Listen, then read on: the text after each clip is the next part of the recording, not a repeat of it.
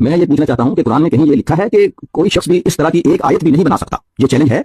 जी हाँ, बिल्कुल सही। कुरान में कई जगहों पर इस बात का उल्लेख मिलता है कि कुरान अल्लाह की एक अनूठी और अद्वितीय किताब है जिसे सिर्फ अल्लाह ही बना सकता था। इसीलिए कुरान में एक चुनौती भी दी गई है कि कोई भी इंसान कुरान जैसी एक सूरा या आयत भी नहीं बना सकता। क्यों ये चुनौती दी गई? कुरान की अद्वितीयता साबित करने के लिए ये चुनौती इस बात को साबित करती है कि कुरान इंसानी बुद्धि का नतीजा नहीं है, बल्कि ये अल्लाह का वचन है। विश्वास को मजबूत करने के लिए ये चुनौती लोगों को इस्लाम पर विश्वास करने और कुरान की पवित्रता को स्वीकार करने के लिए प्रेरित करती है। अल्लाह की शक्ति का प्रदर्शन करने के लिए ये चुनौती अल्लाह की असीम शक्ति और ज्ञान को दर्शाती है। कुरान में कहाँ मिलती है ये चुनौती? ये चुनौती कुरान की कई सूरतों में अलग अलग तरीकों से व्यक्त की गई है। उदाहरण के लिए सूरा बकरा में कहा गया है कि अगर कोई शख्स कुरान जैसी एक सूरा भी बना सकता है तो उसे ऐसा करने की कोशिश करनी चाहिए। ये चुनौती इतनी महत्वपूर्ण क्यों है? ये चुनौती इसलिए महत्वपूर्ण है क्योंकि ये हमें कुरान की अहमियत और उसकी अद्वितीयता को समझने में मदद करती है। ये हमें ये भी याद दिलाती है कि कुरान सिर्फ एक किताब नहीं है, बल्कि ये अल्लाह का संदेश है जो हमारी जिंदगी को सही रास्ते पर ले जाने के लिए मार्गदर्शन करता है। क्या कोई इस चुनौती को पूरा कर पाया है? इतिहास में कभी भी